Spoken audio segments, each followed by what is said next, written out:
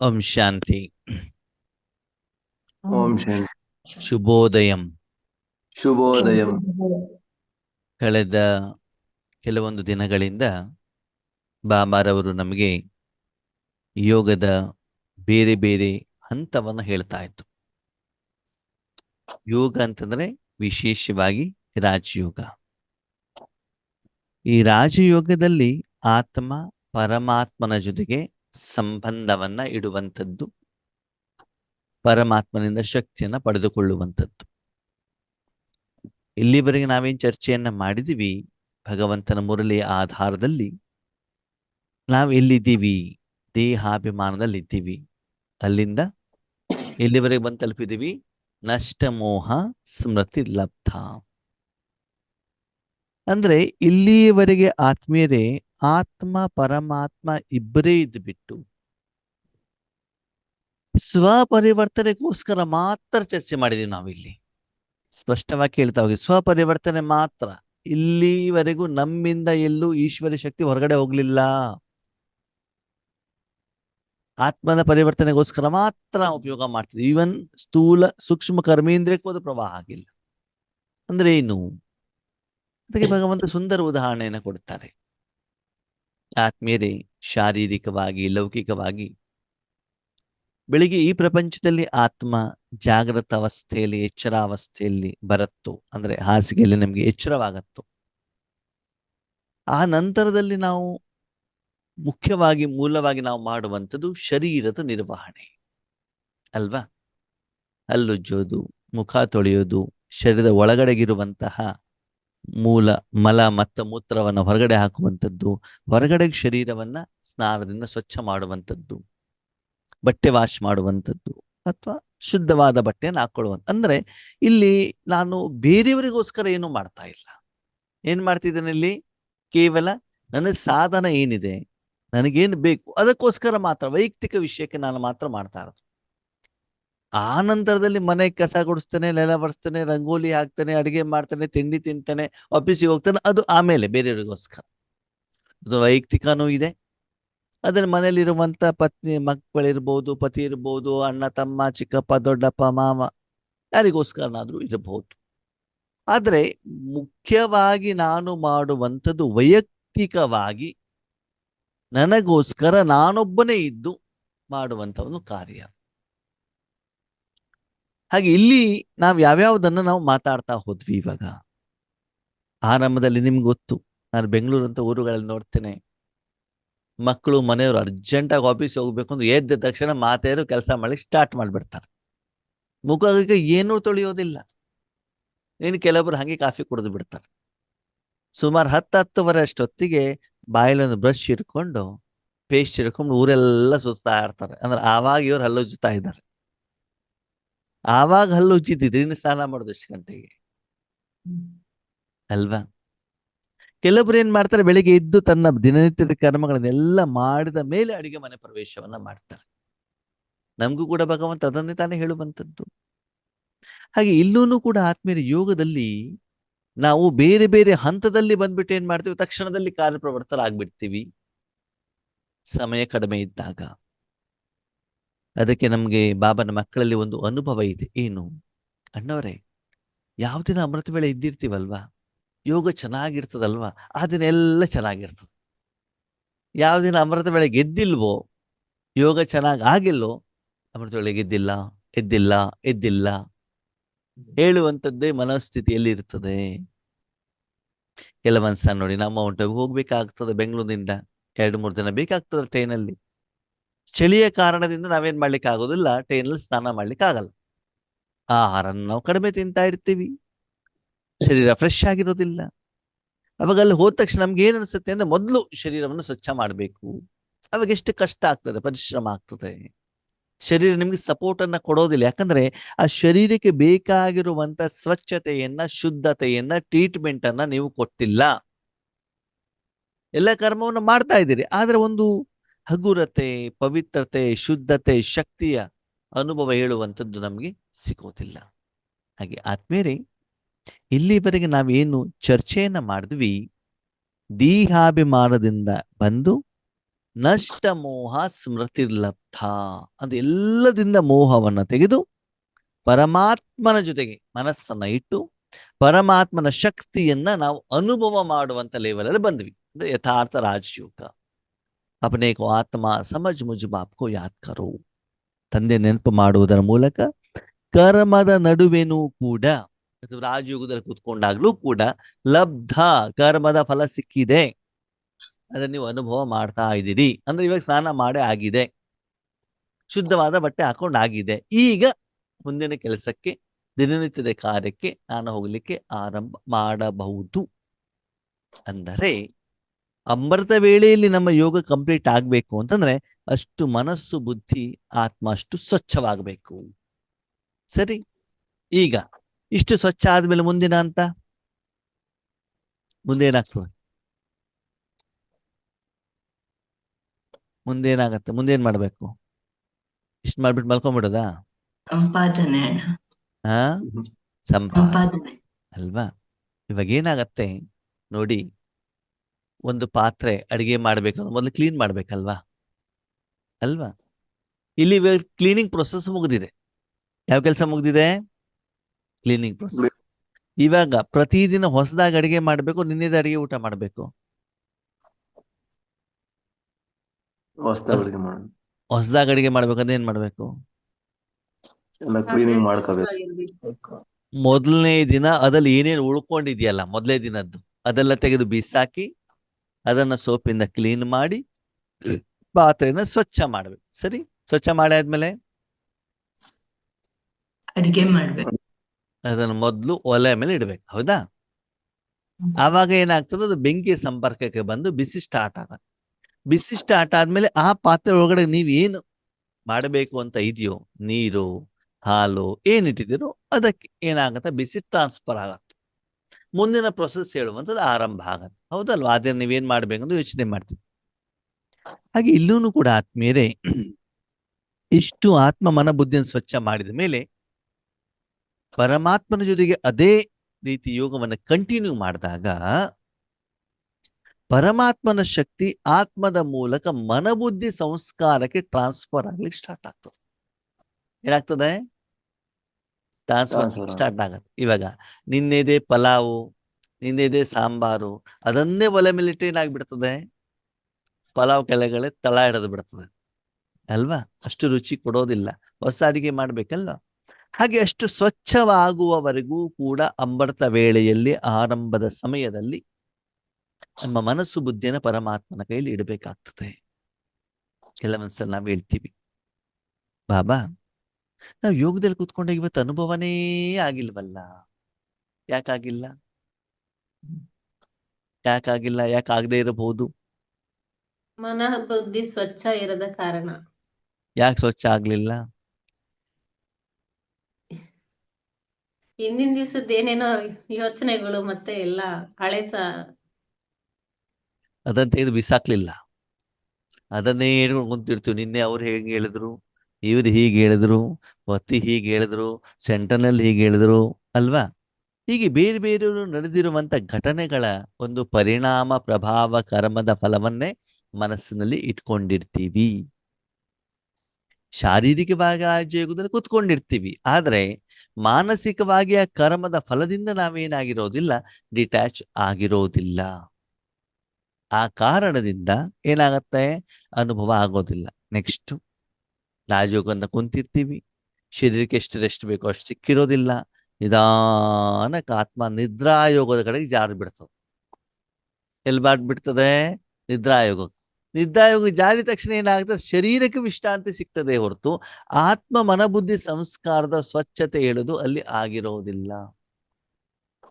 ಕೆಲವರ ಅನುಭವವನ್ನು ನಾನು ಕೇಳಿದ್ದೇನೆ. ಈ ಮಿಲಿಟರಿಲೆಲ್ಲ ಕೆಲವರಿಗೆ ಏನು ಕೊಡ್ತಾರಂತೆ, ಟ್ರೈನಿಂಗ್ ಕೊಡ್ತಾರೆ. ಅವ್ರಿಗೆ ಹೆಂಗ್ ಟ್ರೈನಿಂಗ್ ಕೊಡ್ತಾರೆ ಅಂದ್ರೆ ನಿದ್ರೆ ಮಾಡ್ಲಿಕ್ಕೆ ಬಿಡೋದೇ ಇಲ್ಲ ಅವ್ರಿಗೆ. ಅವಾಗ ಅವ್ರು ಏನ್ ಮಾಡ್ತಾರೆ ಗೊತ್ತಾ, ಬಾತ್ರೂಮಿಗೆ ಹೋಗ್ಬಿಟ್ಟು ಸ್ನಾನ ಮಾಡ್ತೀನಿ ಹೋಗ್ಬಿಟ್ಟು ಬಾತ್ರೂಮಲ್ಲಿ ನಿದ್ರೆ ಮಾಡ್ಬಿಡ್ತಾರೆ. ಯಾಕಂದ್ರೆ ಬೇರೆ ಅವಕಾಶ ಇರೋದಿಲ್ಲ ಅವಾಗ. ಓಕೆ, ಟೈಮ್ ಆಗ್ಬಿಡುತ್ತೋ, ಹೊರಗಡೆ ಬರ್ಬೇಕಲ್ವಾ, ಸ್ನಾನ ಮಾಡದೆ ಹೊರಗಡೆ ಬಂದ್ಬಿಡ್ತಾರೆ. ನಿದ್ರೆ ಮಾಡುವಂತ ಕೆಲಸ ಮುಗೀತು, ಅದು ಸ್ನಾನ ಮಾಡುವಂತ ಕೆಲಸ ಆಯ್ತಾ? ಇಲ್ಲ. ಶರೀರಕ್ಕೆ ಏನು ವಿಶ್ರಾಂತಿ ಸಿಗಬೇಕು, ಅಮೃತ ವೇಳೆ ಕೂತ್ಕೊಂಡಾಗ ನಿಮ್ಗೆ ನಿದ್ರಾಯೋಗ ಆಯ್ತು, ಶರೀರಕ್ಕೆ ಹಗುರ ಆಯ್ತು. ಆದರೆ ಮನಬುದ್ಧಿ ಸಂಸ್ಕಾರ ಸ್ವಚ್ಛ ಆಯ್ತಾ? ಆಗಿಲ್ಲ. ಎಲ್ಲಿಯವರೆಗೆ ಅದು ಸ್ವಚ್ಛವಾಗುವುದಿಲ್ಲವೋ ಅಲ್ಲಿಯವರೆಗೆ ಭಗವಂತ ಅದನ್ನ ಈಶ್ವರೀಯ ಸೇವೆಗೆ ಉಪಯೋಗ ಮಾಡಿಕೊಳ್ಳುವುದಿಲ್ಲ ಅಲ್ವಾ? ಗಲೀಜಿದ್ಬಿಟ್ಟು ಮಣ್ಣನ್ನ ಇಟ್ಕೊಂಡ್ಬಿಟ್ಟು ಒಲೆ ಮೇಲೆ ಪಾತ್ರೆ ಇಟ್ಟರೆ ಏನಾಗ್ತದೆ? ಏನಾಗತ್ತೆ? ಅದರಲ್ಲಿರುವಂತ ವೇಸ್ಟೇಜೇ ಹೊರಗಡೆ ರಿಲೀಸ್ ಆಗ್ತಾ ಇರ್ತದಲ್ವಾ? ಹಾಗೆ ನಾವು ರಾಜಯೋಗದಲ್ಲಿ ಕೂತ್ಕೊಂಡಾಗ ನಿನ್ನೆ ನಡೆದಿರುವಂತ ಕಾಮ, ಕ್ರೋಧ, ಲೋಭ, ಮೋಹ, ಅಹಂಕಾರ, ಸೀರಿಯಲ್ಗಳು, ಫಿಲ್ಮ್ಗಳು, ಕ್ರಿಕೆಟ್, ಯಾರ ಜೊತೆ ಏನೇನು ಮಾಡಿದೀವಿ ಅದೆಲ್ಲ ನೆನಪಿಗೆ ಬರ್ತಾ ಹೋಗ್ತದೆ. ಆರಂಭದಲ್ಲಿ ಅದು ಕ್ಲೀನ್ ಆಗ್ಬೇಕಲ್ವಾ? ಅದು ಮಲಿನ ಆಗದಿದ್ದ ಹಾಗೆ ನೋಡ್ಕೊಂಡಾಗ ಆದ್ಮೇಲೆ ಪುನಃ ಪುನಃ ಪುನಃ ಪುನಃ ಯೋಗ ನಿಮ್ಗೆ ಚೆನ್ನಾಗ್ ಆಗ್ತದೆ. ನೀವು ಕೇಳ್ತೀರಿ, ಅಣ್ಣ ನೀವು ಕೂತ್ಕೊಂಡು ತಕ್ಷಣದಲ್ಲಿ ಯೋಗ ಮಾಡ್ತಿರ್ತೀರಲ್ಲ, ನಿಮ್ಗೆ ನಿದ್ರೆ ಯಾಕೆ ಬರೋದಿಲ್ಲ, ಸುಸ್ತಾಕ್ ಆಗೋದಿಲ್ಲ? ಯಾಕೆ ಆಗೋದಿಲ್ಲ ಅಂತ ಬೇರೆ ಯೋಚನೆ ಮಾಡ್ಲಿಕ್ಕೆ ನಮಗೆ ಪುರ್ಸತ್ತ ಇಲ್ಲ. ಬೆಳಗಿಂದ ಸಾಯಂಕಾಲದವ್ರು ನಿರಂತರವಾಗಿ ಸೇವೆಯಲ್ಲಿ ಇದ್ದಾಗ ಬೇರೆ ಯೋಚನೆ ಮಾಡ್ಲಿಕ್ಕೆ ನಮ್ಗೆ ಏನಿರೋದಿಲ್ಲ, ಸಮಯನೇ ಇರೋದಿಲ್ಲ. ಓಕೆ, ಇಲ್ಲಿ ನಾವು ಕೆಲಸ ಮುಗಿಸ್ತೀವಿ ಅಂತ ಹೇಳ್ಕೊಳ್ಳಿ, ಕ್ಲಾಸ್ ಮುಗಿಸಿದ್ವಿ, ನೆಕ್ಸ್ಟ್ ಸ್ಥೂಲ ಕೆಲಸ ಮಾಡ್ತಿದ್ವಿ, ಯಾರ್ದು ಫೋನ್ ತಗೊಂಡ್ಬಿಟ್ಟು ಈಶ್ವರ ಜ್ಞಾನದ ಬಗ್ಗೆ ಚರ್ಚೆ ಮಾಡ್ತಾ ಇರ್ತೀವಿ. ಅವಾಗ ಏನಾಗತ್ತೆ? ಮನಬುದ್ಧಿ ಮಲಿನತೆ ಆಗುವಂತ ಸಾಧ್ಯತೆಗಳು ಕಡಿಮೆ ಇರೋದಕ್ಕೆ ತಕ್ಷಣದಲ್ಲಿ ಮನಸ್ಸನ್ನು ಇಟ್ಟ ತಕ್ಷಣ ಏನಾಗ್ಬಿಡ್ತದೆ? ತಕ್ಷಣ ಕ್ಲೀನ್ ಆಗ್ಬಿಡ್ತದೆ. ತಕ್ಷಣದಲ್ಲಿ ಈಶ್ವರ ಸೇವೆಯಲ್ಲಿ ಬಾಬಾ ಏನ್ ಮಾಡ್ತಾರೆ? ಮನಬುದ್ಧಿಯನ್ನ ತೆಗೆದುಕೊಂಡು ಬಿಡ್ತಾರೆ. ನಮ್ಮ ಜೀವನದಲ್ಲಿ ನಡೆದಿರುವಂತ ಯಾವುದೋ ಒಂದು ಘಟನೆಯನ್ನು ತುಂಬಾ ಆಳವಾಗಿ ನಾವು ಅದನ್ನು ತೆಗೆದುಕೊಂಡಾಗ ಅಲ್ಲಿಂದ ಹೊರಗಡೆಗೆ ಬರೋದು ಕೂಡ ಏನಾಗ್ತದೆ? ಕಷ್ಟವಾಗ್ತದೆ. ಈಶ್ವರಿ ಜ್ಞಾನದಲ್ಲಿ, ಈಶ್ವರಿ ಅನುಭೂತಿಯಲ್ಲಿ, ಅದರಲ್ಲಿ ಆಳದಲ್ಲಿ ಹೋಗಿ ಮನುಷ್ಯಾತ್ಮರು ಹೇಳುವಂತ ಮಾತು, ಅವ್ರ ಜೊತೆಗೆ ಸಂಬಂಧ, ವ್ಯವಹಾರ, ಅವರ ಹೇಳಿಕೆ, ಲೆಕ್ಕಾಚಾರ, ಅದರ ಆಳದಲ್ಲಿ ಹೋಗ್ಬೇಡಿ. ನ್ಯಾರ ಪ್ಯಾರ ಅಂತ ಹೇಳ್ತಾರೆ ಬಾಬಾ. ಭಿನ್ನರೂ ಆಗಿ ಪ್ರಿಯರಾಗಿ. ಯಾರ ಜೊತೆಗೆ ಪ್ರಿಯರಾಗಬೇಕು? ಪರಮಾತ್ಮನ ಜೊತೆಗೆ. ಆದರೆ ಮನಸ್ಸನ್ನು ಗಟ್ಟಿಯಾಗಿ ಶರೀರವನ್ನು ಅಲ್ಲಾಡ್ಸನೆ ಕಲ್ಲಿನ ಕೊಳಿಸ್ಕೊಂಡ್ಬಿಟ್ಟು ಭಗವಂತನ ಮನಸ್ಸನ್ನಿಟ್ಟರೂ ಕೂಡ ಅದು ನಿಮ್ಗೆ ಕಾಯಿಲೆಗೆ, ಸಮಸ್ಯೆಗೆ, ತಲೆನೋವಿಗೆ ಕಾರಣವಾಗ್ತದೆ. ಸಹಜವಾಗಿರಬೇಕು ಮನಸ್ಸು. ಕರ್ಮವನ್ನು ಮಾಡ್ತಾ ಮಾಡ್ತಾ ಮಾಡ್ತಾ ಹೋದಾಗ ಅದು ಸಹಜವಾಗತ್ತೆ. ಅದಕ್ಕೆ ಭಗವಂತ ಏನ್ ಹೇಳ್ತಾರೆ? ನಷ್ಟ ಮೋಹ ಸ್ಮೃತಿ ಲಬ್ಧ. ಅಂದರೆ ನಿಮಗೆ ಭಗವಂತನ ಶಕ್ತಿಯ ಪ್ರತ್ಯಕ್ಷ ಫಲ, ಇವತ್ತಿನ ವರದಾನ ಇದೆ ನೋಡಿ, ಪ್ರತ್ಯಕ್ಷ ಫಲ ಅನುಭವ ಆಗಬೇಕು ನಿಮ್ಗೆ. ಆ ಪ್ರತ್ಯಕ್ಷ ಫಲ ಅನುಭವ ಆದ ಮೇಲೆ ನೀವು ಸೇವೆಗೆ ಹೋಗಿ, ಆವಾಗ ಆ ಸೇವೆಯ ಫಲ ಒಳ್ಳೆಯ ರೀತಿಯ ಪ್ರತಿಫಲನವನ್ನ ಕೊಡುತ್ತದೆ.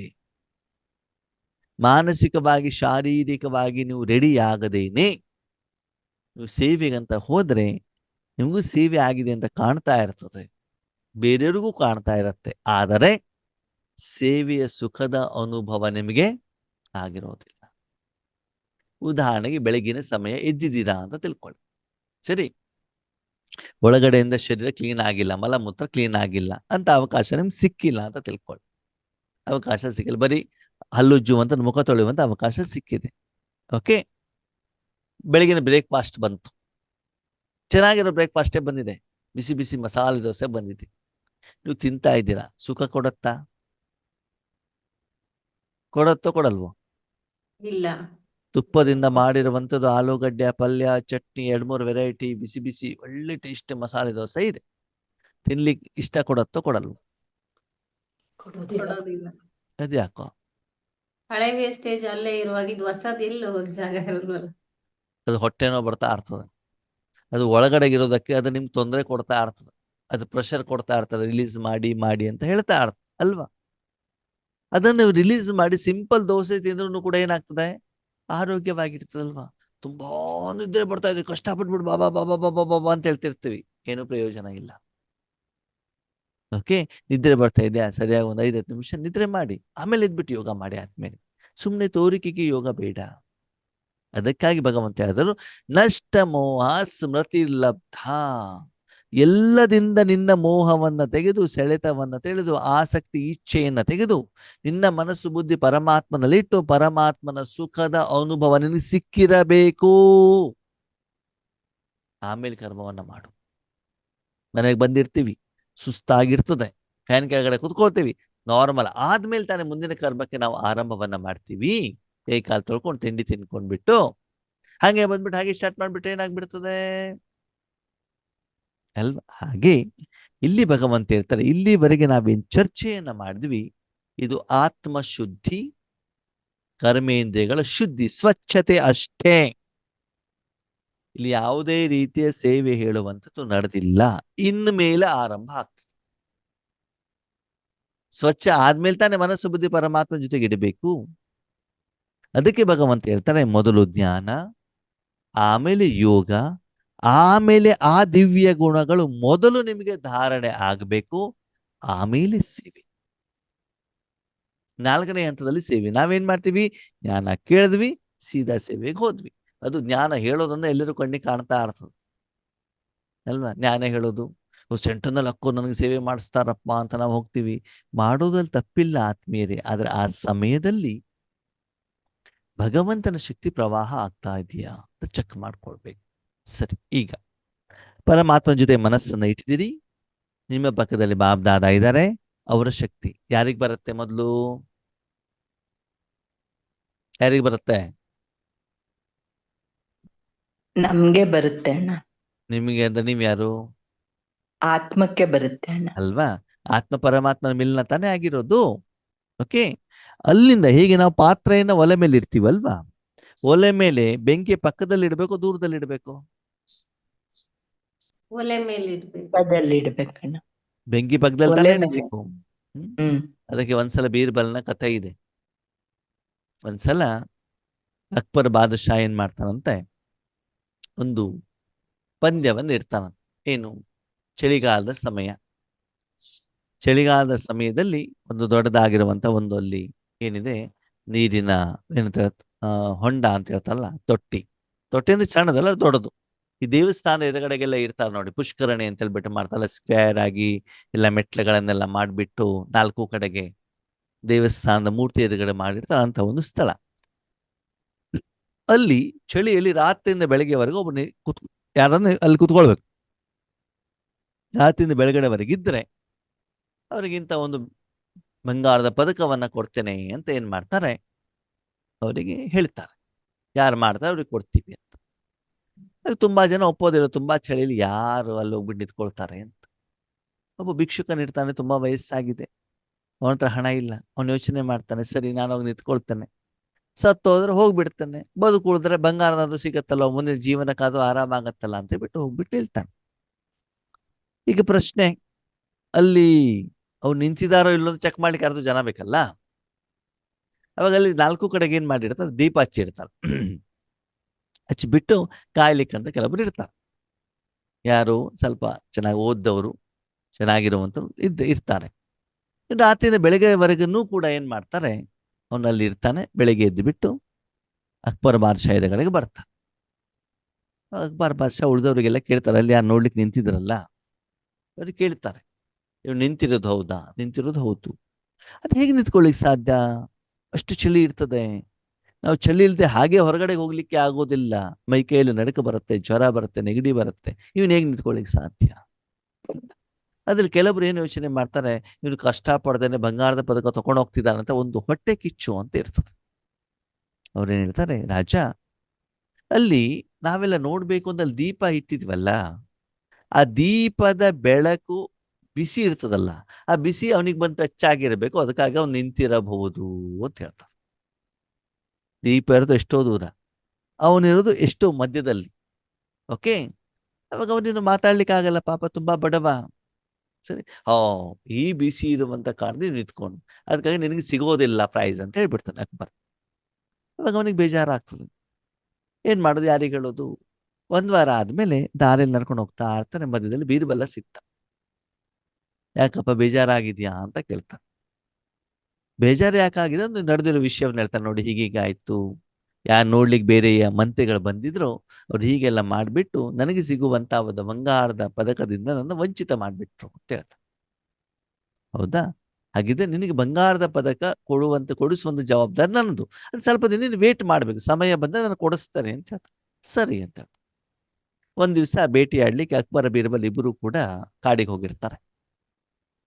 ಅದಾದ್ಮೇಲೆ ಮಧ್ಯಾಹ್ನ ಹೊಟ್ಟೆ ಎಸೆಯುತ್ತೆ ಅಕ್ಬರ್ನಿಗೆ. ಬೀರ್ಬಲ್ನಿಗೆ ಹೇಳ್ತಾರೆ, ಅಡಿಗೆ ಮಾಡು ಅಂತ. ಸರಿ ಅಂತ ಹೇಳ್ಬಿಟ್ಟು ಅಲ್ಲಿರುವಂತ ಕಟ್ಟಿಗೆ ಎಲ್ಲ ತಗೊಂಡು ಅಲ್ಲೊಂದು ಕಲ್ಲು ಇಟ್ಬಿಟ್ಟು ಅಲ್ಲಿ ಬೆಂಕಿ ಇಡ್ತಾನೆ ಮತ್ತು ಅಕ್ಕಿ ತೊಳೆದ್ಬಿಟ್ಟು ಅನ್ನಕ್ಕೆ ಇಡ್ತಾನೆ. ಎಲ್ಲಿಡ್ತಾನೆ ಅಕ್ಕಿಯನ್ನ? ಮಡಿಕೆ, ಹಳೆ ಕಾಲದಲ್ಲಿ ಮಡಿಕೆ ಇರ್ತಿತ್ತಲ್ಲ, ಮಡಿಕೆಯನ್ನ ಮರದ ಮೇಲೆ ನೇತಾಕ್ತಾನೆ, ಕೆಳಗಡೆ ಬೆಂಕಿ ಹಾಕ್ತಾನೆ. ಅಕ್ಬರ್ ಬಾದ್ಶಾ ಕೇಳ್ತಾನೆ, ಅನ್ನ ಆಯ್ತಾ? ಇಲ್ಲ ಇಲ್ಲ, ಇನ್ನು ಬೇಯ್ತಾ ಇದೆ ಅಂತ ಹೇಳ್ತಾನೆ.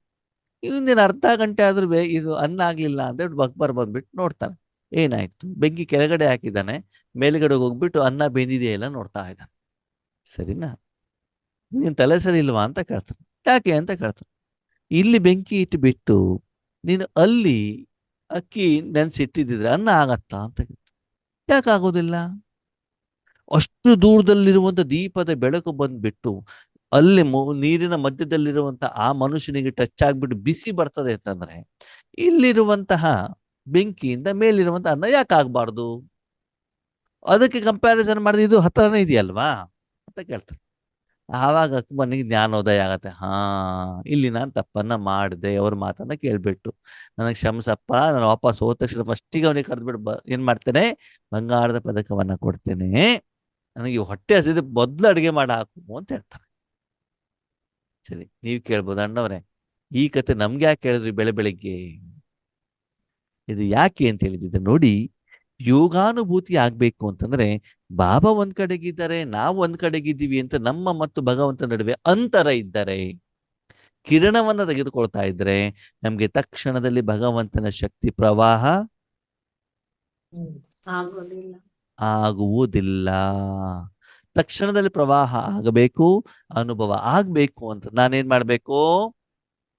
ಭಗವಂತನ ಪಕ್ಕದಲ್ಲಿ, ಭಗವಂತನ ಜೊತೆಯಲ್ಲೇ, ಭಗವಂತನ ಒಳಗಡೆನೆ ಇದ್ದಾಗ ತಕ್ಷಣದಲ್ಲಿ ಅದರ ಪರಿಣಾಮ ಹೇಳುವಂಥದ್ದು ಬೀಳುತ್ತೆ. ಹೀಗೆ ಮೊದಲು ಪರಮಾತ್ಮನ ಶಕ್ತಿ ಆತ್ಮದ ಮೂಲಕ ಪ್ರವಾಹ ಆಗಿ ಯಾರಿಗೆ ತಲುಪತ್ತೆ? ಅದು ಮನ ಬುದ್ಧಿ ಸಂಸ್ಕಾರಕ್ಕೆ ತಲುಪತ್ತೆ. ಆತ್ಮನ ಪಕ್ಕದಲ್ಲಿ ಯಾರಿದ್ದಾರೆ?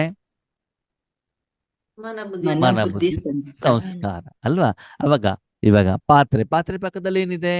ನೀರಿದೆ. ಅವಾಗ ಏನಾಗ್ಬೇಕು? ನೀರು ಬಿಸಿ ಆಗ್ಬೇಕಲ್ಲ, ಆಮೇಲೆ ತರಕಾರಿ ಬಿಸಿ ಆಗ್ಬೇಕಲ್ವಾ, ಆಮೇಲೆ ನೀವೇನೇನ್ ಹಾಕ್ತಾ ಹೋಗ್ತದೆ ಅದು ಬಿಸಿ ಆಗ್ತಾ ಹೋಗ್ತದೆ.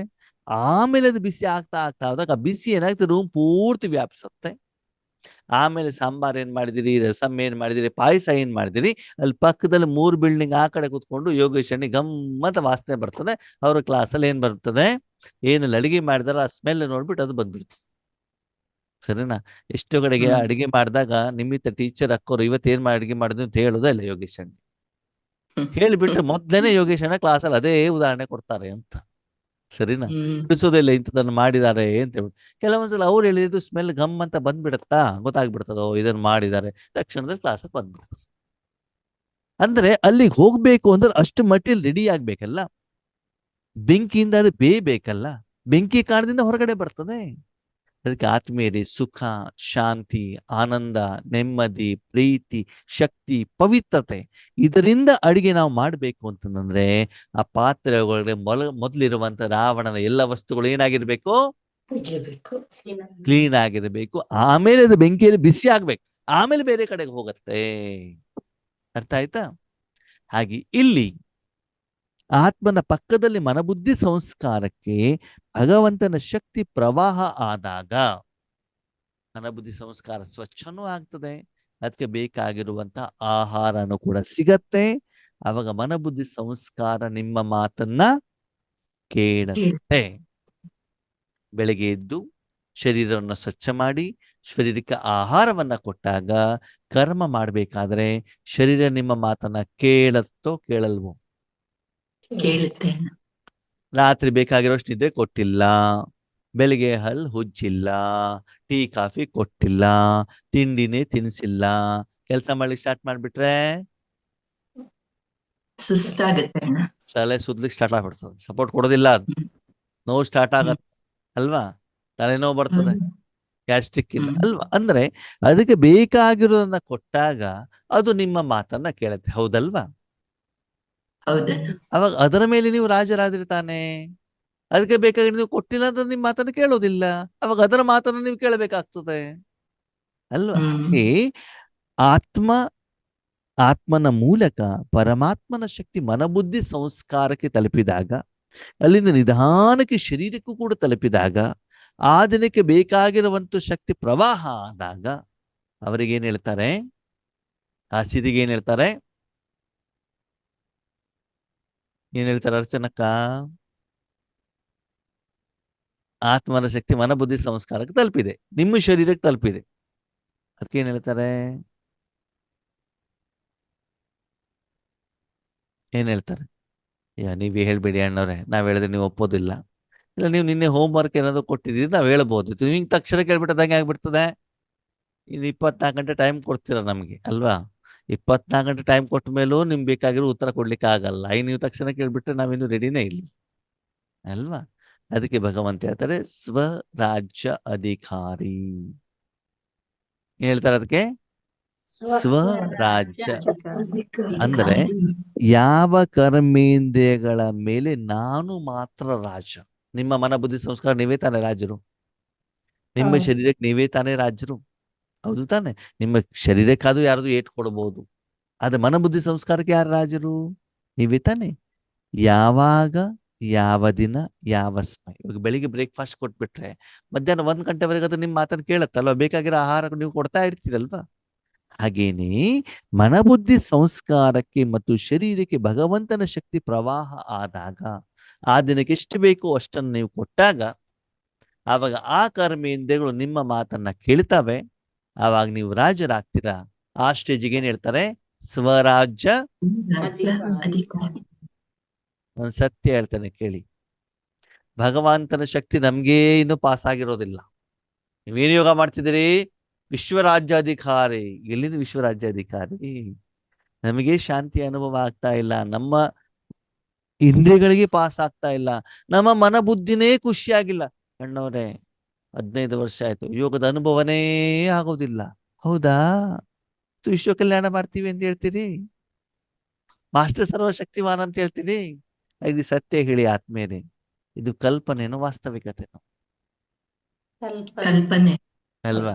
ನಮ್ಗೇನೆ ಅನುಭವ ಆಗಿಲ್ಲ, ನಮ್ಮ ಹೊಟ್ಟೆನೆ ತುಂಬಿಲ್ಲ, ನಾನ್ ಮಾಡಿದ ಅಡಿಗೆ ಇನ್ನು ಬಿಸಿ ಆಗ್ಬಿಟ್ಟು ನಮಗೆ ವಾಸನೆ ಬರ್ತಾ ಇಲ್ಲ, ಇನ್ನು ಬೇರೆಯವ್ರಿಗೆ ಎಲ್ಲಿಂದ ಕೊಡೋದು ಆತ್ಮೀಯರೇ? ಅದಕ್ಕೆ ಸತ್ಯತೆಯನ್ನು ಅರ್ಥ ಮಾಡ್ಕೊಳ್ಳಿ, ಜ್ಞಾನ ಸ್ಪಷ್ಟೀಕರಣವನ್ನ ತಿಳ್ಕೊಳ್ಳಿ. ಎಲ್ಲಿವರೆಗೆ ಈ ರಾಜಯೋಗದ ಸಾಧನೆಯಿಂದ ತಪಸ್ಸಿನ ಮೂಲಕ ಮಾಡೋದಿಲ್ವೋ ಆತ್ಮೀಯರೇ, ಅಲ್ಲಿವರೆಗೆ ಸೇವೆ ಆಗೋದಿಲ್ಲ. ಹೆಸರಿಗೆ ಮಾತ್ರ ಸೇವೆ ಅಂತ ನಿಮ್ಗೆ ಅನ್ಸ್ಬಹುದು, ಆದರೆ ಆ ಸೇವೆಯ ಫಲ ಅವರಿಗೆ ಸಿಗದಿದ್ದಾಗ ಅವರು ಬಾಬನ ಮಕ್ಕಳಾಗೋದಿಲ್ಲ. ಸೇವೆ ಅಂತಂದ್ರೆ ಏನು?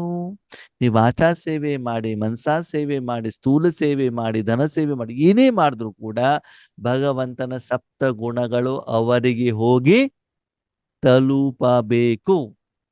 ಅಣ್ಣವ್ರೆ, ನಮ್ಮ ಬೀಕೆಗಳು ಹೊರಗಡೆ ತಿಂಡಿ ತಿನ್ನೋದಿಲ್ವಲ್ಲ, ಅದಕ್ಕಾಗಿ ಅವರಿಗೋಸ್ಕರ ಗುಲಾಬಿ ಜಾಮೂನ್ ಮಾಡಿ ತಿನ್ಸಿದೀವಿ, ಪಿಕ್ನಿಕ್ ಕರ್ಕೊಂಡು ಹೋಗಿದ್ದೀವಿ, ಏನು ಪ್ರಯೋಜನ ಇಲ್ಲ. ಎಲ್ಲಾದ್ರೂ ಕರ್ಕೊಂಡೋಗಿ ಅಲ್ಲಿ ಭಗವಂತನ ಶಕ್ತಿಯ ಪ್ರವಾಹ ನೀವು ಕೊಡುವಂತ ಆಹಾರದಲ್ಲಿ, ವಾತಾವರಣದಲ್ಲಿ, ವಾಯುಮಂಡಲದಲ್ಲಿ ಇದೆಯಾ, ಅದು ಮಾತ್ರ ಈಶ್ವರೀಯ ಸೇವೆ. ಭಗವಂತನ ಶಕ್ತಿ ಹೋಗ್ಬಿಟ್ಟು ಅವರಿಗೆ ತಲುಪಬೇಕು. ವಾಯುಮಂಡಲದಲ್ಲಾದ್ರೂ ಕೊಡಿ, ಶಬ್ದದ ಮೂಲಕನಾದ್ರೂ ಕೊಡಿ, ಹಣ್ಣಿನ ಮೂಲಕನಾದ್ರೂ ಕೊಡಿ, ಆಹಾರದ ಮೂಲಕ ಚಾರ್ಜ್ ಆದ್ರೂ ಕೊಡಿ, ಸಂಕಲ್ಪದ ಮೂಲಕ ಕೊಡಿ, ಶುಭ ಭಾವನೆ ಶುಭ ಕಾಮನೆ ಮೂಲಕ ಯಾವುದೇ ರೂಪದಲ್ಲಿ ಕೊಡಿ. ಆದ್ರೆ ಆ ಶಕ್ತಿ ಸಪ್ತ ಗುಣಗಳ ಪ್ರವಾಹ ಆಗ್ಬೇಕು ಅಂತಂದ್ರೆ ನೀವು ಸಾಧನ ಅಂತಂದ ಮೇಲೆ ಅದು ನಿಮ್ಗೆ ಅನುಭವ ಆಗ್ಲೇಬೇಕಲ್ವಾ? ಟೀನಾದ್ರೂ ಮಾಡಿ, ಕಾಫಿನಾದ್ರೂ ಮಾಡಿ, ಪಾಯಸನಾದ್ರೂ ಮಾಡಿ, ಸಾಂಬಾರಾದ್ರೂ ಮಾಡಿ, ರಸಂ ಆದ್ರೂ ಮಾಡಿ, ಪಾತ್ರೆ ಮೊದಲು ಬಿಸಿ ಆಗ್ಲೇಬೇಕಲ್ವಾ? ಪಾತ್ರೆ ಬಿಸಿ ಆಗದೇನೆ ಮುಂದಿನ ಪ್ರೊಸೆಸ್ ಹೆಂಗ್ ನಡೆಯುತ್ತೆ ಹೇಳಿ ನೋಡೋಣ. ಅದಕ್ಕಾಗಿ ನಿಮ್ಮ ಯೋಗದ ಸ್ಥಿತಿಯನ್ನು ಚೆಕ್ ಮಾಡ್ಕೊಳ್ಳಿ ಆತ್ಮೀಯರೇ. ಅಂದ್ರೆ ಬಾಬಾ ಹೇಳೋದು ಏನು ಗೊತ್ತಾ, ಎಲ್ಲಿಯವರೆಗೆ ನಾವು ಕಳೆದ ಒಂದು 15-25 ದಿವಸದಿಂದ ಚರ್ಚೆ ಮಾಡ್ತಿದೀವಿ, ದೇಹಾಭಿಮಾನದಿಂದ ಇಲ್ಲಿವರೆಗೆ ನಷ್ಟ ಮೋಹ ಸ್ಮೃತಿ ಲಬ್ಧ, ಆ ಸ್ಟೇಜಲ್ಲಿ ಬಂದ ನಂತರದಲ್ಲಿ ನೀವು ಸೇವೆಯನ್ನ ಮಾಡಿದ್ರೆ ಮಾತ್ರ ಅದು ನಿಮಗೂ ಕೂಡ ಏನ್ ಕೊಡ್ತದೆ? ರಿಸಲ್ಟ್ಸ್ ಕೊಡ್ತದೆ. ಅದನ್ನೇ ಬಾಬಾ ಹೇಳ್ತಾರೆ ಪ್ರತ್ಯಕ್ಷ ಫಲ್. ಇವತ್ತಿನ ವರದಾನ ಪ್ರತ್ಯಕ್ಷ ಫಲದ ಶಾಂತಿ ಅನುಭವ ನಿಮ್ಗೆ ಆಗ್ಲಿ, ಆಮೇಲೆ ಬೇರೆಯವ್ರಿಗೆ ಹೋದಾಗ ಅದು ನಿಮ್ಗೆ ಆಶೀರ್ವಾದ ರೂಪದಲ್ಲಿ ಸಿಗ್ತದೆ ಬೇರೆಯವರಿಂದ. ನಾವು ಕೆಲವೊಂದ್ಸಲ ಸೇವೆಯಲ್ಲಿ ಏನ್ ಮಾಡ್ತೀವಿ ಗೊತ್ತಾ? ಬಾಬಾ ನಾನು ಚೆನ್ನಾಗಿ ಸೇವೆ ಮಾಡಿದ್ದೇನೆ, ಇಲ್ವೋ ಗೊತ್ತಾಗೋದು ಹೇಗೆ? ಏನಾದ್ರು ಹೊಗಳಬೇಕು ಅಂತ ಸಂಕಲ್ಪ ಮಾಡ್ಬಿಡ್ತೀವಿ. ಸರಿ, ಅವ್ರು ಹೊಗಳು ಬಿಡ್ತಾರೆ. ಸ್ಪಷ್ಟವಾಗಿ ಕೇಳಿ, ಭಗವಂತನ ಶಕ್ತಿ ಹೋಗೇ ಇಲ್ಲ. ನೀವು ಆ ಕರ್ಮ ಮಾಡಿದ್ ಯಾಕೆ?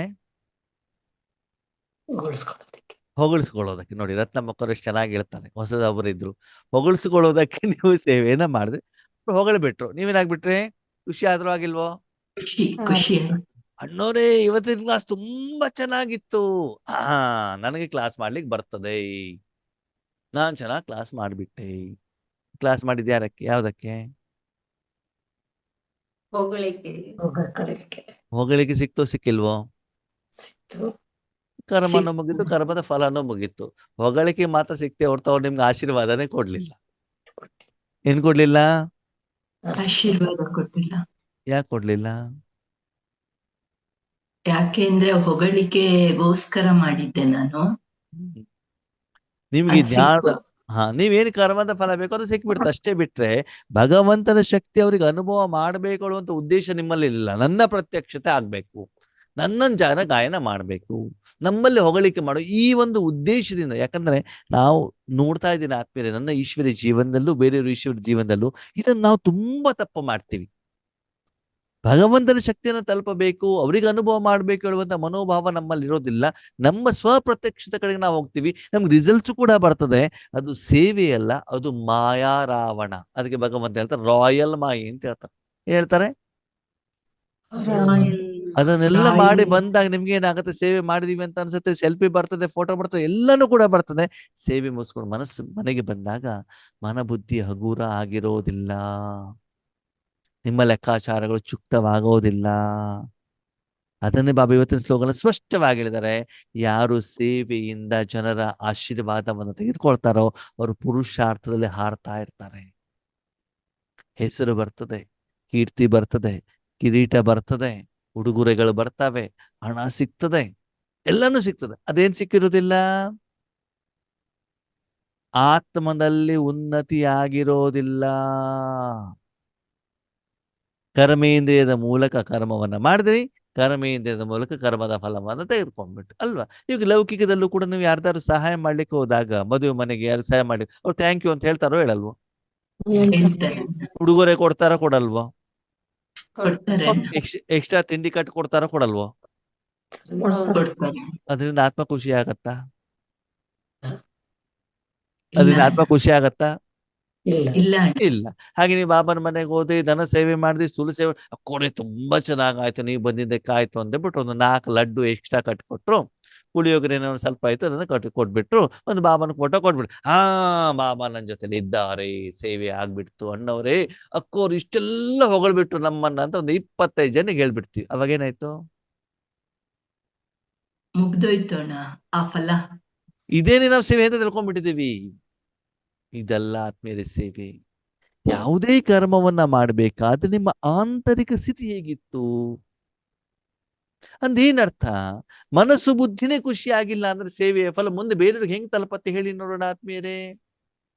ನಮ್ಮ ಪತಿಯನ್ನು ಸರಿ ಮಾಡ್ಬೇಕು, ಬಿಂದು ಬಿಂದು ಬಿಂದು ಅವ್ರ ಪ್ರಕೃತಿ ಶಕ್ತಿ ಹೋಗ್ತಾ ಇದೆ.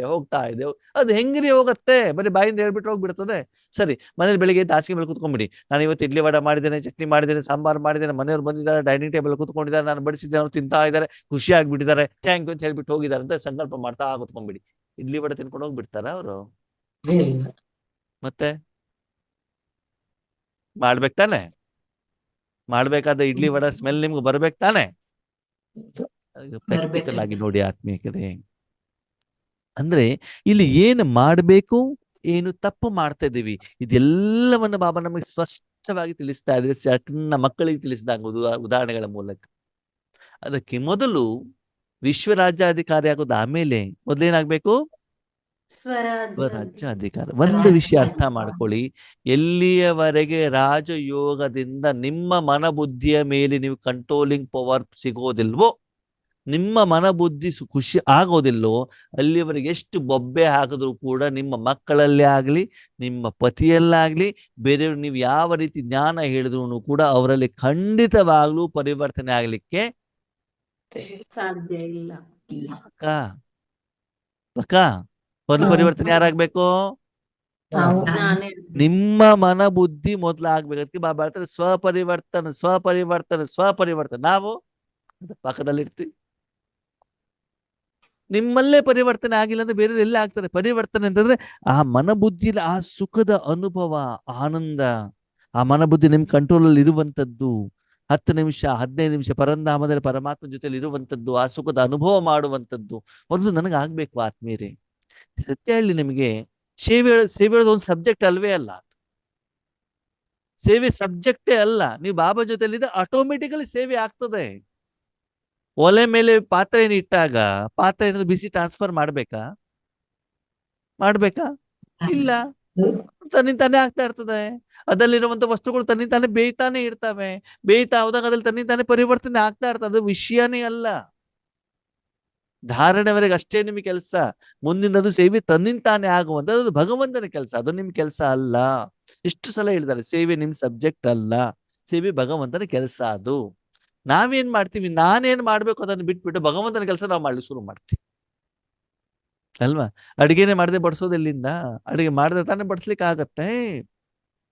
ಅದಕ್ಕಾಗಿ ಯಾರಿಗೆ ನೀವು ಯಾವುದೇ ರೀತಿ ಈಶ್ವರಿ ಸೇವೆ ಮಾಡ್ಬೇಕಾದ್ರೆ ಎಷ್ಟು ನಿಮ್ಮ ಮೂಲಕ ಆ ಒಂದು ಶಕ್ತಿ ಪ್ರವಾಹ ಆಗತ್ತೆ ಅಂತ ತಿಳ್ಕೊಳ್ಳಿ ಆದ್ಮೇಲೆ ನಿಮ್ಮನ್ನು ನೀವು ಚೆಕ್ ಮಾಡಿ. ವಿಶೇಷವಾಗಿ ನಿಮ್ಮ ರಾಜಯೋಗ ಸರಿಯಾಗಿದ್ದಿದ್ರೆ, ವಿಶೇಷವಾಗಿ ರಾಜಯೋಗದಲ್ಲಿ ಕುತ್ಕೊಂಡಾಗ ನಿಮ್ಮ ಮನಬುದ್ಧಿ ನಿಮ್ಮ ಮಾತನ್ನ ಏನ್ ಮಾಡ್ಬೇಕು? ಕೇಳಬೇಕು. ನಾವು ಸರಿಯಾಗಿ ಅವಲೋಕನ ಮಾಡಿದ್ರೆ, ನನ್ನ ಅನುಭವ ನಿಮ್ಮ ಅನುಭವ ನನಗೆ ಗೊತ್ತಿಲ್ಲ, ಸರಿಯಾಗಿ ಅವಲೋಕನವನ್ನ ಮಾಡಿದಾಗ ಸರಿಯಾಗಿ 1 ನಿಮಿಷನೂ ಸರಿಯಾಗಿ ನಿರಂತರವಾಗಿ ಬಾಬನಲ್ಲಿ ಮನಸ್ಸಿರೋದಿಲ್ಲ. ಒಪ್ಕೊಳ್ತಿರೋ ಒಪ್ಕೊಳ್ಳಲ್ವ? ಒಂದೇ 1 ನಿಮಿಷ, ಹೆಚ್ಚಿಗೆ ಬೇಡ, ಒಂದೇ 1 ನಿಮಿಷ ಸುಮ್ಮನೆ ಬಾಬನಲ್ಲಿ ಶಾಂತ, ಬೇರೆ ಎಲ್ಲೂ ಹೋಗ್ಬಾರ್ದು. 1 ನಿಮಿಷ ಇರ್ತದ? ಅದರ ಮಧ್ಯದಲ್ಲಿ ಎಲ್ಲಿ ಹೋಗ್ಬಾರ್ದು. ಅಲ್ಲಿ ನಿಸ್ಸಂಕಲ್ಪ, ಏನು ಸಂಕಲ್ಪಗಳು ಇರಬಾರ್ದು. ಕೇವಲ ಶಾಂತ ಮಾತು. ಅದು ಎಲ್ಲಾದ್ರೂ ಹೋಗ್ಲಿ, ಅದು ಬೇಡ ನಿಮ್ಗೆ. ಆರ್ತಿ ಇದೆಯಾ ನಮ್ಮ ಸಾಧನೆ? ಇಲ್ಲ 1 ನಿಮಿಷನೂ ಇಲ್ಲ ಅಂತಂದ್ರೆ 10 ವರ್ಷ 15 ವರ್ಷ 20 ವರ್ಷ ಅಂತಂದ್ರೆ ಯಾವ ಹೇಳಿಕೆಗೆ ಮಾಡ್ಕೊಳ್ಳೋದು ನಾವು ಬೇರೆ ಯಾರಿಗೂ ಹೇಳೋದು ಬೇಡ ಆತ್ಮೀಯರೇ. ನಮ್ಮನ್ನು ನಾವು ಚೆಕ್ ಮಾಡ್ಕೊಳ್ಳೋಣ. ನನ್ನೆಲ್ಲ ವಾಸ್ತವಿಕತೆ ಇದೆ. ನಾನು ಎಷ್ಟು ಸಲ ಮೌಂಟ್ ಅಬು ಹೋಗ್ಬಿಟ್ಟು ಬಂದೆ, ಎಷ್ಟು ಸಲ ಮಿಲನ ಮಾಡಿದೆ, ನಾನು ಎಷ್ಟು ಸರಿ ಜ್ಞಾನ, ಅದು ಬೇಡ. ಬೇರೆಯವ್ರು ಏನ್ ಮಾಡ್ತಾರೆ ಅದೂ ಬೇಡ. ಯೋಗೇಶನ ಏನ್ ಮಾಡ್ತಾರೆ ಬೇಡ. ದಾದಿಯರೇನು, ನಾನೇನ್ ಮಾಡ್ತೇನೆ, ನನ್ನ ಚೆಕಿಂಗ್ ಅನ್ನಂತೂ ನಾನು ಮಾಡ್ಕೊಳ್ಬೋದಲ್ಲ, ವಾಸ್ತವಿಕತೆ ಅರ್ಥ ಮಾಡ್ಕೊಳ್ಬೋದಲ್ಲ. ಎಲ್ಲಿವರೆಗೆ ನನ್ನ ವಾಸ್ತವಿಕತೆ ನಾನು ಅರ್ಥ ಮಾಡ್ಕೊಳ್ಳೋದಿಲ್ವೋ ಅಲ್ಲಿವರೆಗೆ ಆತ್ಮೀಯರೇ ನನ್ನ ಪರಿವರ್ತನೆ ಆಗ್ಲಿಕ್ಕೆ ಸಾಧ್ಯವಿಲ್ಲ. ದಯವಿಟ್ಟು ಆ ಅಭಿಮಾನದಲ್ಲಿ ಬರಬೇಡಿ. ನಾನು ಇಷ್ಟು ವರ್ಷ ಜ್ಞಾನದಲ್ಲಿದ್ದೇನೆ, ನನಗೆಲ್ಲ ಗೊತ್ತಿದೆ.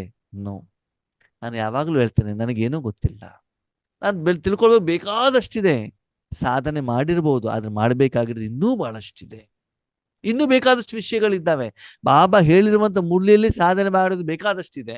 ನಾವಿವಾಗ ಹೇಳ್ತೀವಿ ಬಾಬಾ ಬರ್ತಾ ಇಲ್ಲ, ಹೊಸ ಜ್ಞಾನ ಹೇಳ್ತಾ ಇಲ್ಲ. ಹೇಳಿರೋ ಜ್ಞಾನವನ್ನು ಎಷ್ಟು ಕಾರ್ಯದಲ್ಲಿ ತಂದಿದ್ದೀರಿ, ಎಷ್ಟೆಲ್ಲ ಅಳವಡಿಕೆ ಮಾಡ್ಕೊಂಡಿದ್ದೀರಿ, ಅದನ್ನು ಮೊದಲು ಹೇಳಿ. ಇರೋದನ್ನೆಲ್ಲ ಮುಗಿಸಿದ್ರೆ ಮುಂದಿನ ಪಾಠ ಹೇಳೋಣ. ಇರೋದನ್ನೇ ಸರಿ ಮಾಡ್ಲಿಕ್ಕೆ ಬರ್ತಾ ಇಲ್ಲ. ಸಂಪೂರ್ಣರಾಗ್ಲಿಕ್ಕೆ ಏನಿದೆ, ಇಷ್ಟೇನು ಹೇಳಿದ್ರೆ ಬೇಕಾದಷ್ಟು ಸಾಕು, ಬೇಕಾದಷ್ಟು ಸಾಕು. ಮೋರ್ ದೆನ್ ಸಫಿಶಿಯೆಂಟ್ ಅಂತ ಹೇಳ್ತಾರೆ ಬಾಬಾ. ಅದನ್ನು ಸಾಧನೆ ಮಾಡಿ, ಅವಾಗ ಎಲ್ಲಾ ವಿಷಯಗಳು ಅದರಲ್ಲಿ ಕವರ್ ಆಗ್ತವೆ. ಅದಕ್ಕಾಗಿ ಆತ್ಮೀಯರು ಚೆಕ್ ಮಾಡ್ಕೊಳ್ಳಿ.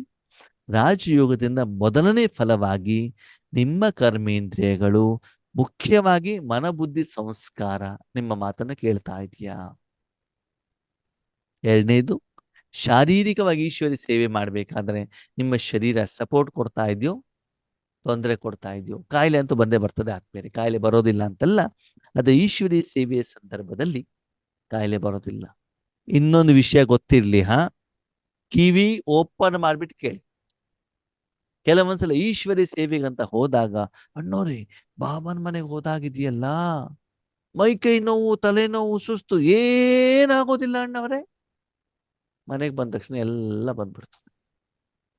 ಇದು ನಿಮ್ಮ ಸಾಧನೆ ಅಲ್ಲ, ನಿಮ್ಮ ಪುರುಷಾರ್ಥನೂ ಅಲ್ಲ. ಅವನಿಗೆ ಬೇಕಾದಾಗ ಅವನು ಮಾಡ್ಕೊಂಡಿದ್ದಾನೆ ಅಷ್ಟೇ. ವಿಷಯ ಗೊತ್ತಿರ್ಲಿ ನಿಮಗೆ. ಯಾವಾಗ ನಾವು ಈಶ್ವರಿ ಸೇವೆಯಲ್ಲಿ ಇರ್ತೀವೋ ಅವಾಗ ನಮ್ಗೆ ಕಾಯಿಲೆ ಆಗ್ಲಿ, ಕೆಮ್ಮಾಗ್ಲಿ, ತಲೆನೋವಾಗ್ಲಿ, ಸೊಳ್ಳೆ ಕಡ್ದು ಏನೂ ಗೊತ್ತಾಗೋದಿಲ್ಲ. ಅವಾಗ ಅವನು ಬರ್ತಾನೆ, ಅವನ ಕೆಲಸ ಮುಗಿಸ್ಕೊಂಡು. ಗುರ್ಜಾದಾದಿ ಶರೀರ ನಾವೆಲ್ಲ ನೋಡಿರ್ಬೇಕಲ್ಲ. ಆರೋಗ್ಯ ಸರಿ ಇಲ್ದಿದ್ದಾಗ ಎಷ್ಟು ನೋವಿಡ್ತಾ ಇತ್ತು. ಬಾಬಾ ಒಂದೇ ಅವ್ರಿಗೆ ಏನು ಗೊತ್ತಾಗ್ತಿರ್ಲಿಲ್ಲ. ಹಾಗಾದ ಅವ್ರ ಪುರುಷಾರ್ಥನ ಅಲ್ಲ. ಈಗ ನಿಮ್ಮ ಮನೆಗೆ ಯೋಗೇಶ್ ಅಣ್ಣ ಬಂದಿದ್ದಾರೆ ಅಂತ ತಿಳ್ಕೊಳ್ಳಿ. ಯಾರು ಬಂದಿದ್ದಾರೆ? ಅವ್ರಿಗೆ ಇರ್ಲಿಕ್ಕಂತ ನೀವು ಒಂದು ರೂಮ್ ಕೊಟ್ಟಿದ್ದೀರಿ. ಏನ್ ಕೊಟ್ಟಿದ್ದೀರಿ? ಆ ರೂಮ್ ನಲ್ಲಿ ಬೆಡ್ ಪೂರ್ವದಲ್ಲಿದ್ರೆ ಬೆಡ್ಶೀಟ್ ಪಶ್ಚಿಮದಲ್ಲಿದೆ. ಸರಿನಾ?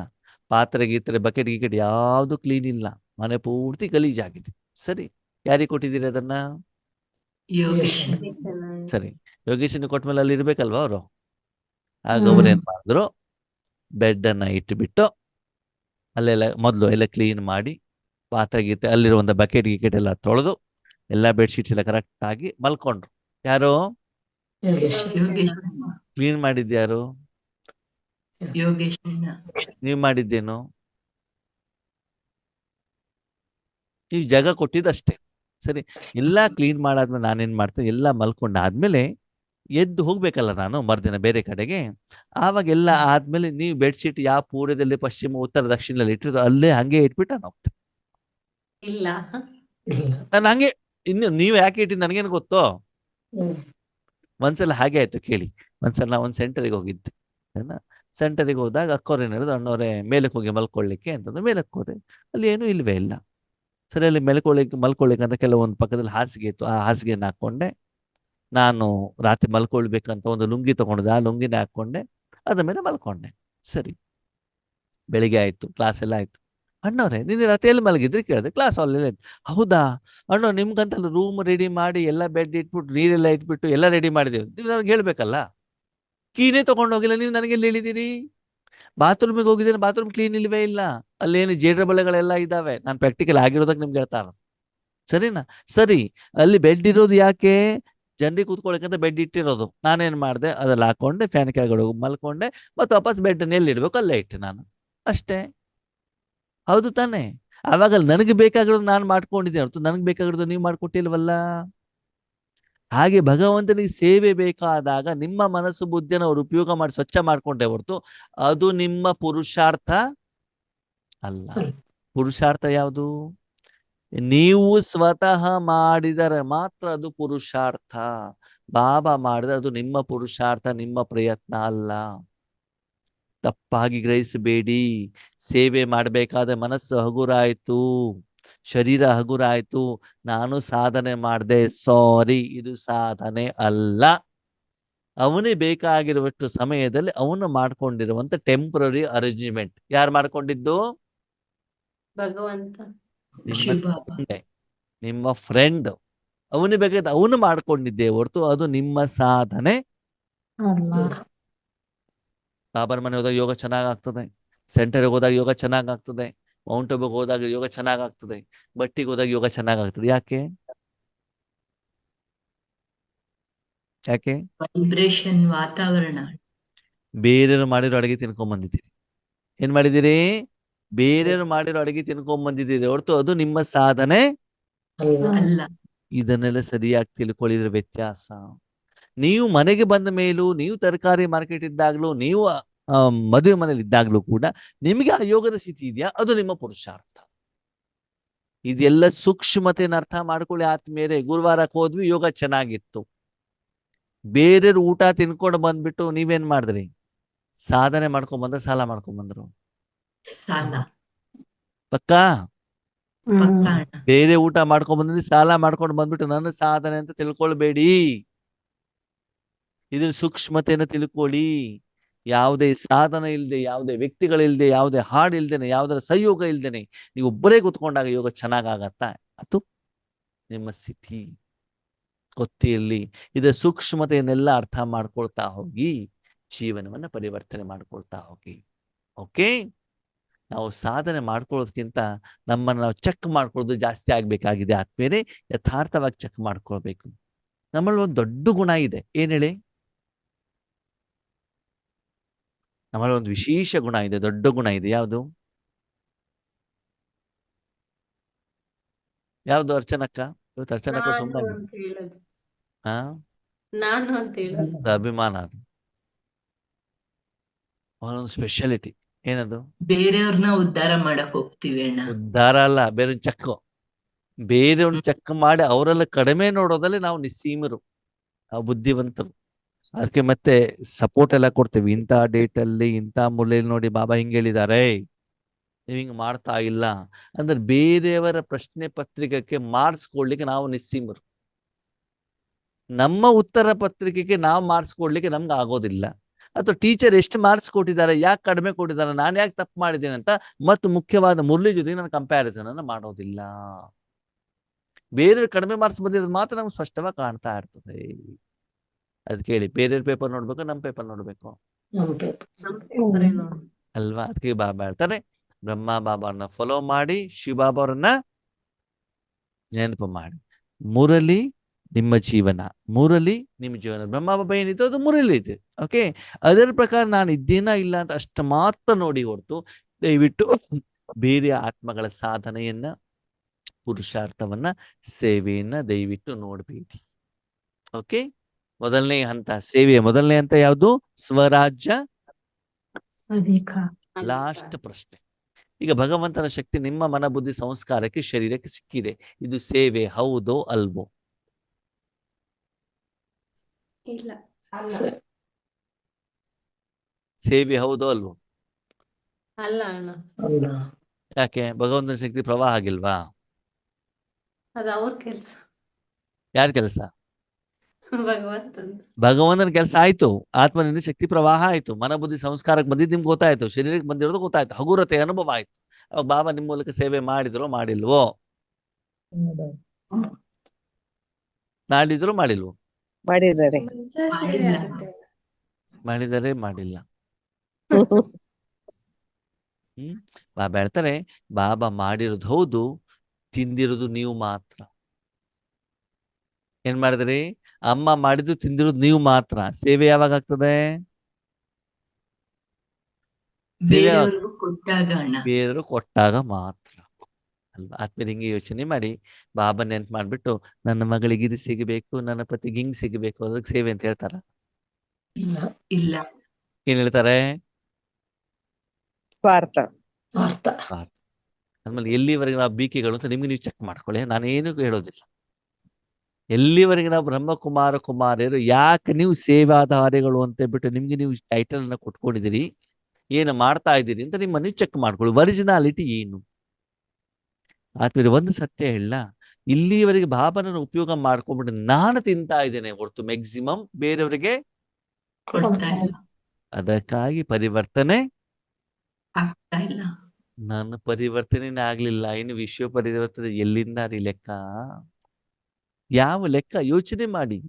ನನ್ನ ಪರಿವರ್ತನೆ ಡೈಲಿ ನಾನು ಮಾಡುವಂತ ರಾಜಯೋಗದಿಂದ ನಮ್ಮ ಸಮಸ್ಯೆಗಳೇ, ನಮ್ಮ ಕಷ್ಟಗಳೇ ಅದೇ ದೂರವಾಗ್ತಾ ಇಲ್ಲ ಅಂತಂದ್ರೆ ಇನ್ನು ಬೇರೆಯವ್ರಿಗೆ ಎಲ್ಲಿಂದ ದಾನ ಮಾಡೋದು ಆತ್ಮೀಯರೇ? ಅದಕ್ಕಾಗಿ ವಾಸ್ತವಿಕತೆ ಅರ್ಥ ಮಾಡ್ಕೊಳ್ಳಿ. ನಾನು ಯಾವ ಲೆವೆಲ್ ಅಲ್ಲಿ ಇದ್ದೇನೆ ಅಂತ ಶುರು ಮಾಡ್ಕೊಳ್ಳಿ. ಎಲ್ಲರೂ ಹೇಳ್ತಾರೆ, ಅಣ್ಣವ್ರೆ ಇವಾಗ ಗೊತ್ತಾಗ್ತದೆ, ಇವತ್ತು ನಾನು ಫಸ್ಟ್ ಡೇ ಸ್ಟೂಡೆಂಟು ಅಂತ. ನಾನು ಯಾರು? ಇವತ್ತು ಮೊದಲನೇ ದಿನದ ವಿದ್ಯಾರ್ಥಿ, ಇವಾಗ ಅರ್ಥ ಮಾಡ್ಕೊಳ್ತಾ ಇದ್ದೇನೆ. ಅದಕ್ಕಾಗಿ ಆ ಮೊದಲಿನ ಅಭಿಮಾನವನ್ನ, ಅಹಂಕಾರವನ್ನ ತೆಗೆದು ಪಕ್ಕದಲ್ಲಿಡಿ. ಇನ್ಮೇಲೆ ಹೊಸ ಬ್ರಹ್ಮಕುಮಾರ ಕುಮಾರಿಯರಾಗಿ ಯಥಾರ್ಥ ವಿಧಿಯಿಂದ ಮಾಡಿ ಸದಾ ಕಾಲ ಎಷ್ಟು ನೀವು ಪರ್ಫೆಕ್ಟ್ ಆಗ್ತಿಲ್ವೋ ಅಷ್ಟು ನಾನು ನನ್ನ ಹೇಳುವುದು ಸುಡುತ್ತಾ ಹೋಗ್ತದೆ. ಹೋಗ್ಬೇಕದು, ನಾನು ಹೇಳೋದನ್ನು ಹೋಗ್ಬೇಕು. ಎಷ್ಟು ಹೋಗತ್ತೋ ಅಷ್ಟು ನೀವು ಮುಂದುವರಿತೀರಿ. ಎಷ್ಟು ನಾನು ಎದುರುಗಡೆ ಬರ್ತಿರೋ ಅಷ್ಟು ಫೇಲ್ ಆಗ್ತೀರಿ. ಸರಿ? ಅಚ್ಚಾ. ಓಂ ಶಾಂತಿ. Thank you Baba. Thank you Baba.